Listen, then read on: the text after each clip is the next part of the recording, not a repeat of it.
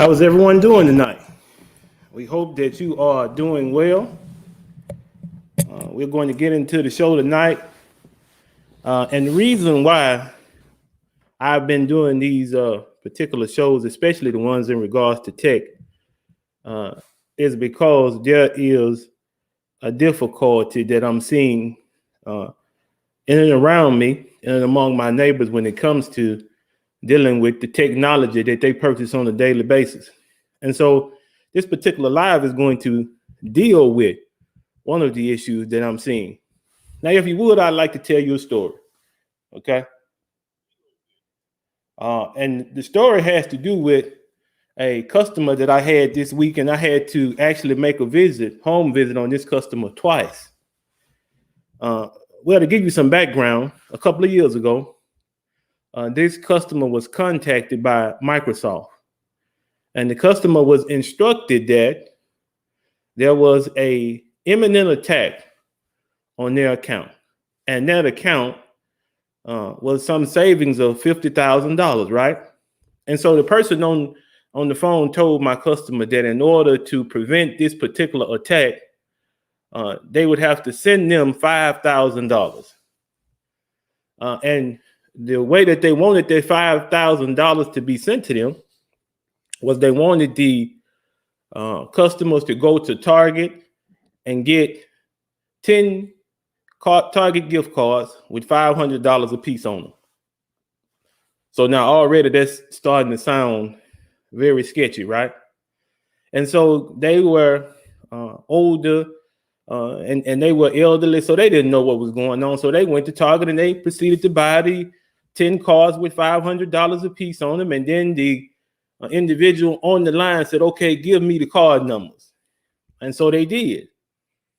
And $5,000 was lost.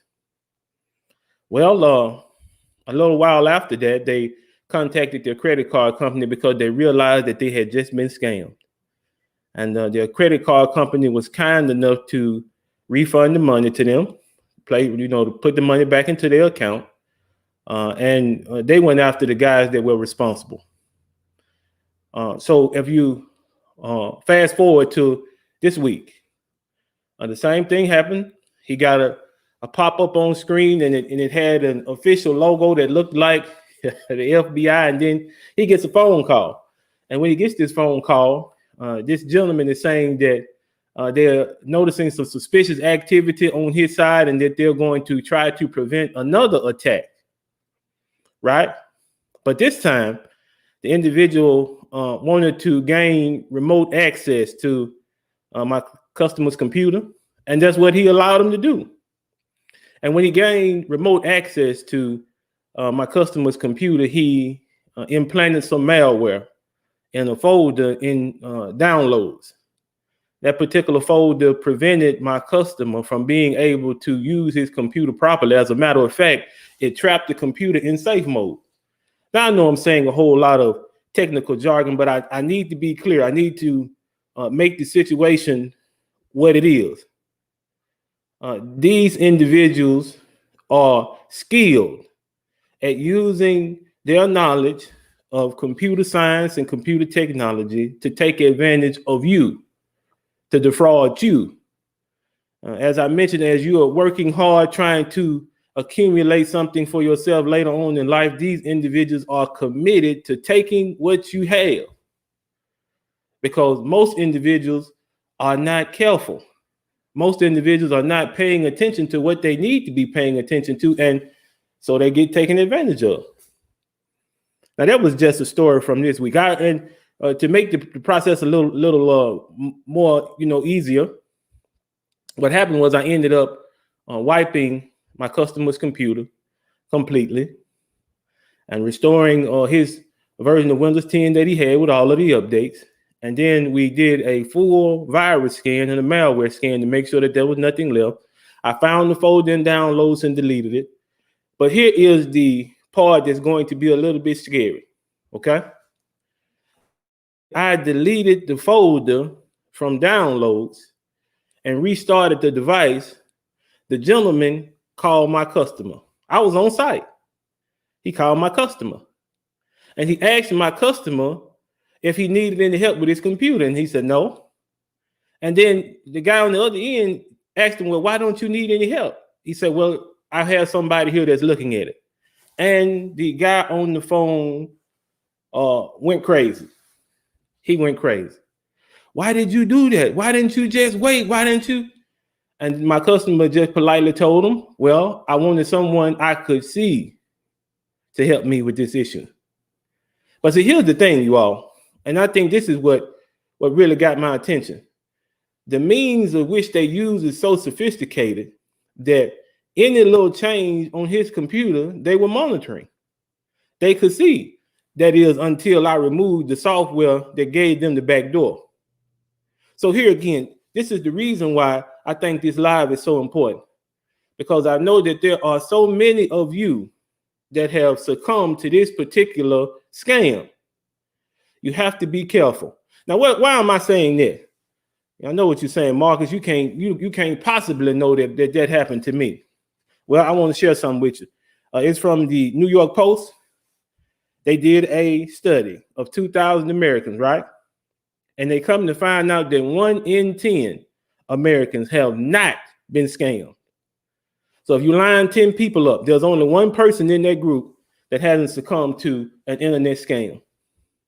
And when we say internet scam, what are we talking about? We're talking about fraud, right? We're talking about having your social media account hacked. We're talking about identity theft. We're talking about anything that you do online that could potentially be hazardous to you. I don't want this to sound like an issue that I'm making bigger than it really is, but it's really important that if you're doing anything online, if you're paying bills, if you're purchasing goods and services, to be very intentional about what you do, please. Everyone doesn't have $5,000 to lose. My customer happened to be a retired gentleman who had worked most of his life. And so his savings was not impacted by that. But yours might be.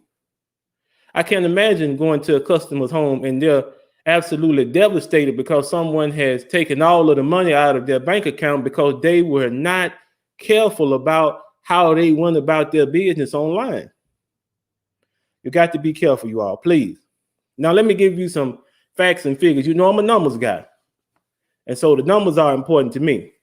So let me give you some numbers, okay?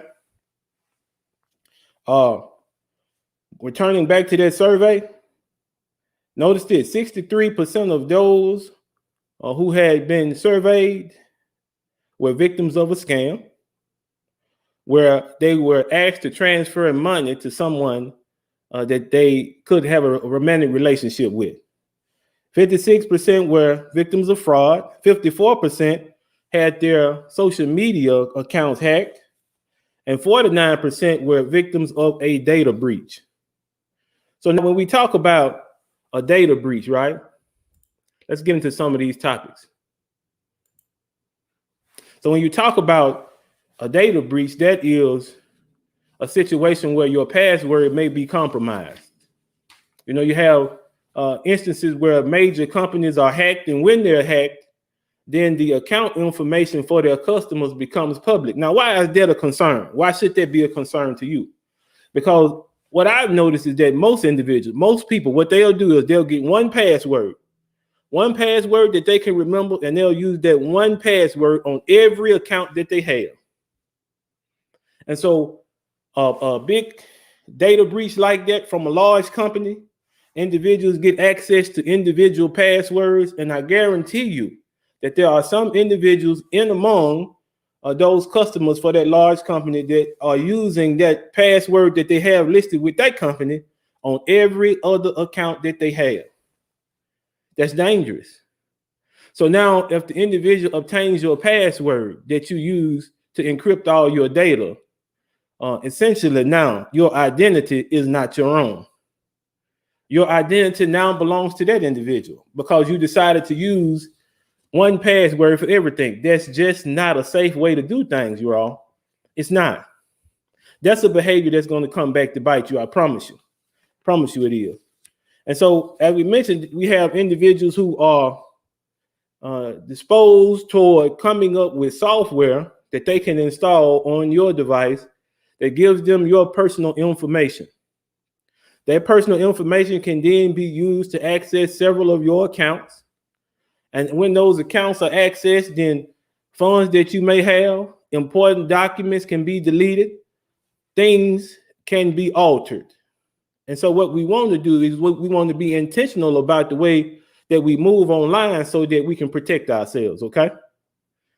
Now, one of the things that the study also mentions is that 1 in 10, notice that now, 1 in 10, or 10% would engage with a caller from an unknown number and an email from an unknown sender.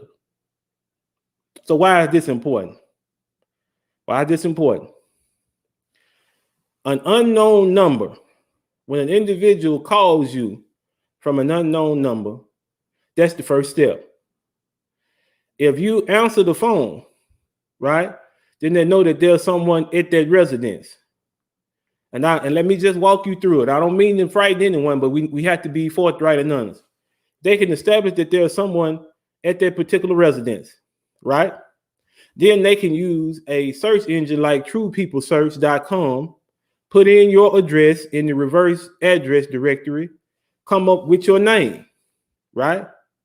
So now when they call again, they can ask for a particular person because they already verified that there's someone that's staying there. And then after they verified that someone is staying there, now the scam is on. Because they can call you now by name. And they can tell you, like they did with my customer, that we're noticing that there's suspicious activity at your address coming from your IP address. And in order for us to correct this activity, we need this sum of money. So that's why I say you have to be intentional. If it's not a number that you recognize, don't answer it. Because if this is an individual on the line that really wants to speak to you, that really needs to speak to you, they'll leave a voicemail.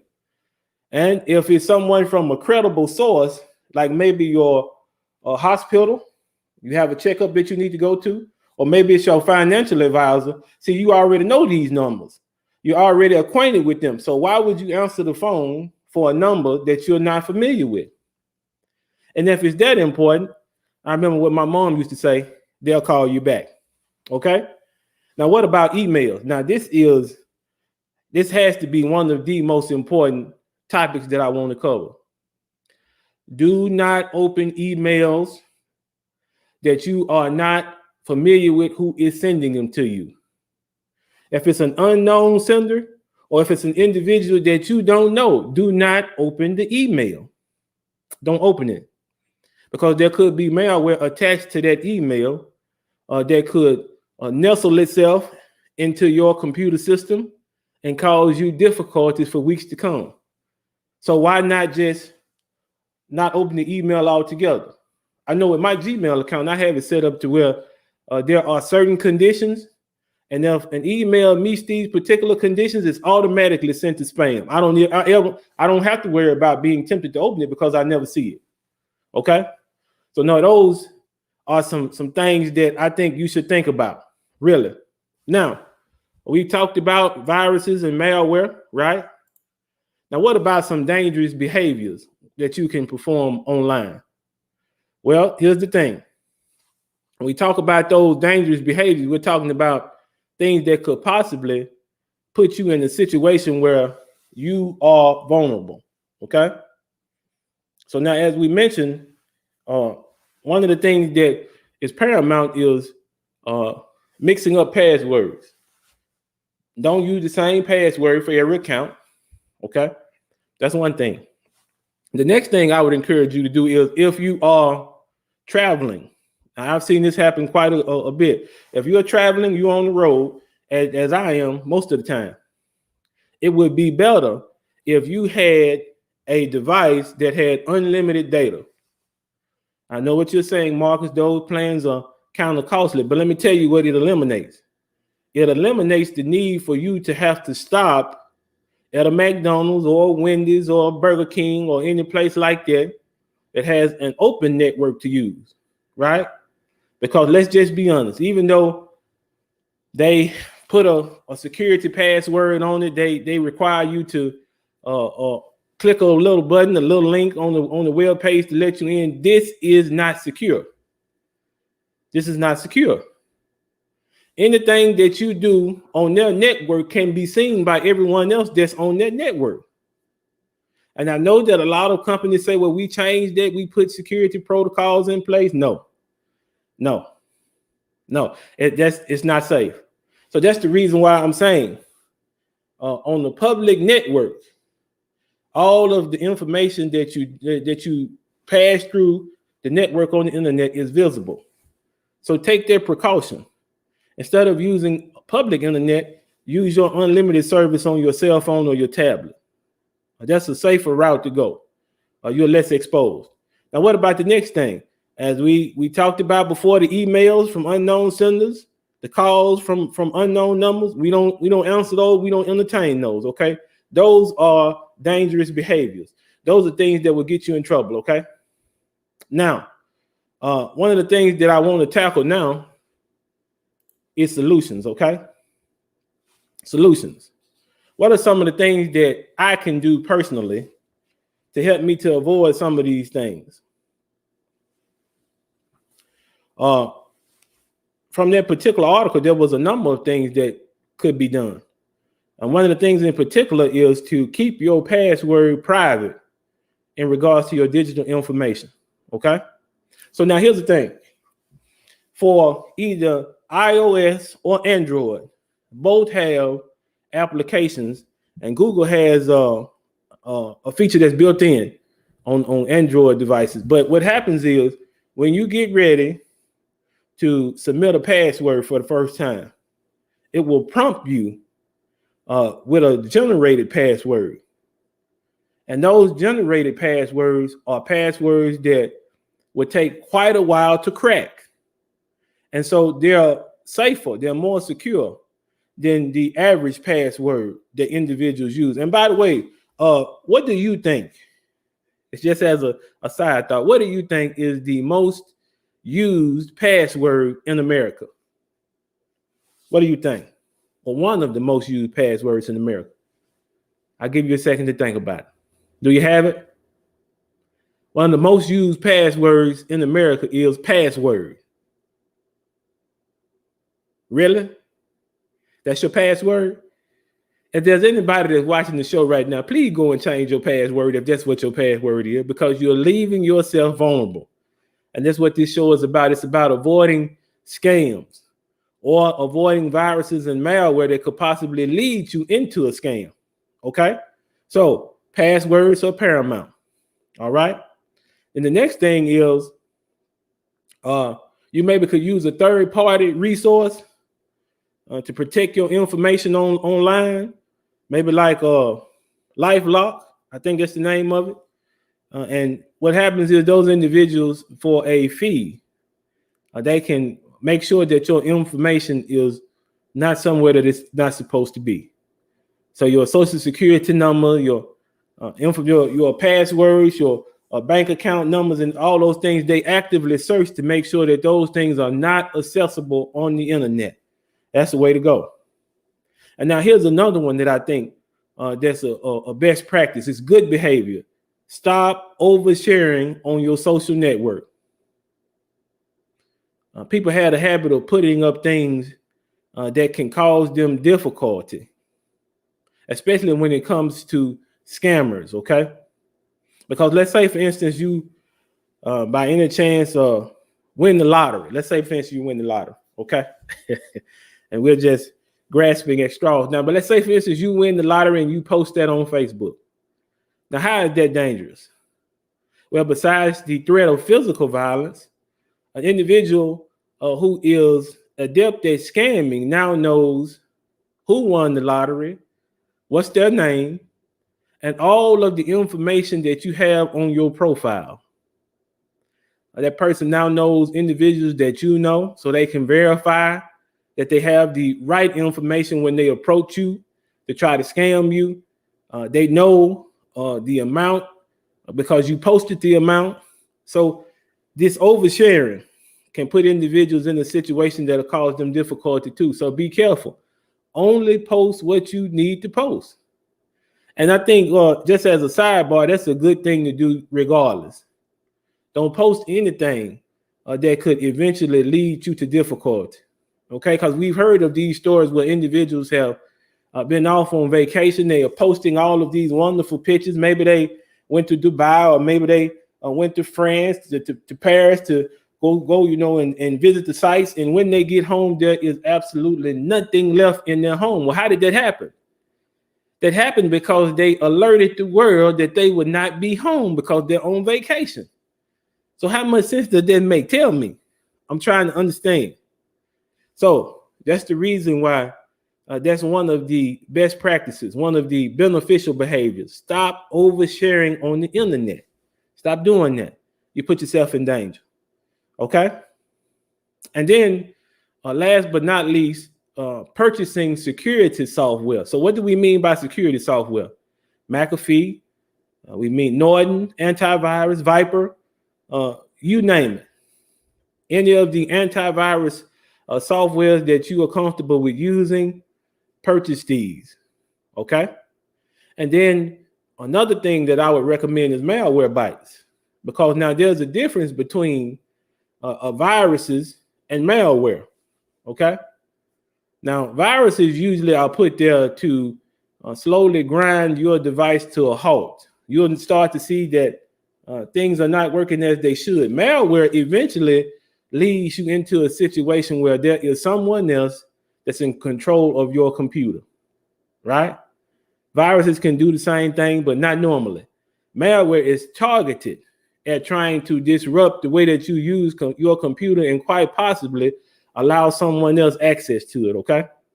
So any software that you're comfortable with, you can do that. But now as a point of a suggestion here, especially with antivirus software, if you were not aware, Windows 10 has its own antivirus software built into the operating system, Windows Defender. So what I would want you to do, if you have a Windows device, I need you to do this tonight. Make sure that your definitions for Windows Defender are up to date. If you hadn't purchased Norton or you hadn't purchased McAfee or any of those antivirus softwares, it's okay. All right.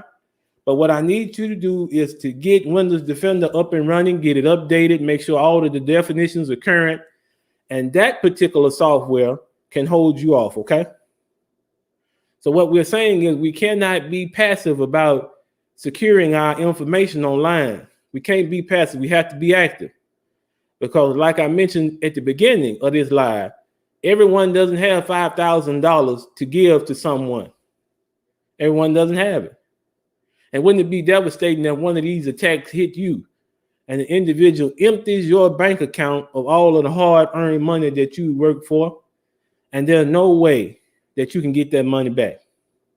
Wouldn't that be something that really would give you some difficulties? So now we talked about the best practices. We talked about solutions that we probably could have. We talked about viruses and malware, and then I even gave you an example of what some of these individuals that I work for, what they might be going through. Okay, so here's the point. Having said all that, 1 in 10 of the 2,000 individuals that were involved in this study have not experienced an internet attack. That means 90% of the individuals have experienced it. And if you haven't experienced it, consider yourself fortunate. But for those of us who have experienced it, it's an unnerving situation, because this is something that you cannot anticipate. I would give you an example. I remember, and this is not necessarily an internet attack, but it was fraud, going to a gas station that I didn't usually go to, swiping my card at the pump. And then that weekend, I was steadily getting notifications that there was money being used off my card, right? And so when the weekend was over, the individual had went through $300 of my money, buying knickknacks and food and other things that weren't important. And then after all of this was over with, I had to wait 3 weeks in order for the bank to verify that it was fraud for them to give me my money back. Now, $300 to some people might be, a little drop in the bucket. But for me, I don't care how much you take from me. I take it personally, just being honest. So it's a need to be careful. There are individuals that are out there and their whole career in life is to defraud you of what you worked hard for. But they can't defraud you if you're on guard, if you're taking the necessary steps to make sure that you're okay. And that's what we're about. That's what we want. We want everyone to be okay. Now, as a word of closing, there were 2 paragraphs that I wanted to read to you all from this particular article. By the way, the name of the article is "More than 60% of Americans say they've been a victim of an online scam." It was published in December on the 6th, 2019, but it's been updated since then, okay? Now, here are the 2 paragraphs I wanted to read to you all. Notice what it says. It says 48% of those studied, we're talking about those 2,000 individuals that were involved in the study. Notice what they said. They correctly said that having someone asked to send money, a money order, or wire transfers was a huge digital red flag, while a further 47% revealed asking to send a portion of money to get a larger sum of money was a digital no-no to them. So that's reassuring. 48%, they gave caution to this individual asking for money to be sent to them, either through a wire transfer or a money order. And then 47% of the 2,000 that were interviewed, they felt kind of leery when an individual was asked to send a sum of money to offset a larger sum of money. That's what happened with my customer. He was asked to send $5,000 so that there wouldn't be an attack to take $50,000 from him. Let's go to the next paragraph. It says, in fact, 44% of those studied correctly knew to be concerned should they receive a call from a government agency asking for money to avoid jail time. So now, this is an important point. I thought that I was about to close out. No, I got to go over something else with you all. The FBI is not going to call you. Okay? Microsoft is not going to call you. Google is not going to call you. These companies are not going to call you. Why? because they have made their helplines, their tech support lines available for anyone who would need them. You call them, they don't call you. And guarantee that if the FBI was looking into what you was doing, you wouldn't know it until they knock your door down flat. So please, let's see this for what it is. It is a scam. If you get a notification or a pop-up and it takes over your screen and there's this big FBI logo and call this number before this particular time elapses, it is a scam. Don't call the number. Try to restart your device. Okay? And then after you restart your device, do a virus scan. Then after you do a virus scan, do a malware scan. Okay? Restart your device, do a virus scan, do a malware scan. But now remember, like I mentioned, Google, Microsoft, the FBI, larger companies, they're not going to call you, right? Now, it's different if you put in a call to tech support and then they return your call because of having, high traffic. That's different. But to have something pop up on your computer with a number and you call that number to try to remove this pop-up, you are walking headlong into a scam. You're walking headlong into a situation where an individual is endeavoring to relieve you of your excess funds. You get me? Okay. All right. So now, in closing, let's read one more paragraph. It says, increased internet usage, sharing our lives on social media, and the growth of non-face-to-face interactions are just a few factors that put consumers at risk and make it more important for financial service providers to help protect and educate our customers. So that's what we did tonight. We made an attempt to help to educate individuals. If you were not aware, now you are. Remember, there are practices that you might be carrying on right now that could put you in danger. So in review, let's look at a couple of the things that I would say don't do. These are some no-nos, okay? We don't answer telephone calls from unknown numbers. We don't do that. We don't open up emails from unknown senders. We don't do that. We don't use public wireless networks in order to carry on important business, checking our bank account balance, maybe paying bills, things of that sort. We don't do that on an open network because, as I mentioned, whatever you do on the public network is seen by anyone who has the facility to see it. There are individuals that are sitting on networks that are public that are looking at everything that you're doing. They're looking at it. Okay? So those are some things that we don't do. And so the converse of those situations would be best practices. Okay? The converse. And then to add to that, I would also say that as we talked about, please secure your passwords as a best practice. Don't use the same password everywhere. Change it up, okay? And then the next thing I would say is if you do quite a bit of business online, or you do quite a bit of maybe you trade stocks, please have a third party to secure your information online. As I mentioned, that third party will go through and search to make sure that maybe your EIN number, your social security number, your bank account numbers, all of those things are not in an area where individuals can easily access them, okay?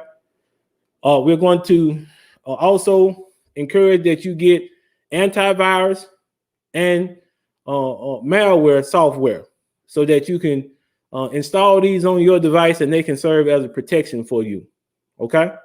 And then we're going to ask that you do not overshare on social media. Let's be careful about that. I know a lot of times we get excited about things that we've purchased. We get excited about things that's going on in our lives, good things, and we tend to share. But then we also need to realize that some of the things that we share can put us in a situation that can cause us difficulties in the long run. So be careful about what you share. And then also use security software to while you're online to make sure that you're okay.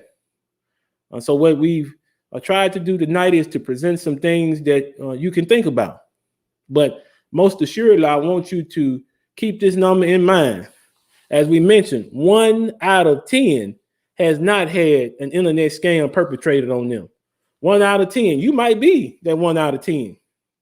But 90% of those that were surveyed in amongst 2,000 Americans had some sort of scam run on them because of what they chose to do online. So please be careful. We're talking about your financial security. We're talking about the security of your identity. We want all those things to stay intact. So in order to do that, we have to make sure that they're secured. Okay? So those are my thoughts. I want to bring that to your attention on the Friday. I know that the shows that we've been doing lately are a little bit less lively because there are issues that I want to hit upon that don't necessarily involve controversy, but I guarantee you in a little while we'll get those issues back up and running. We're thankful that you came back and took some time to hear me out, okay? As always, please like, comment, and subscribe. Be easy.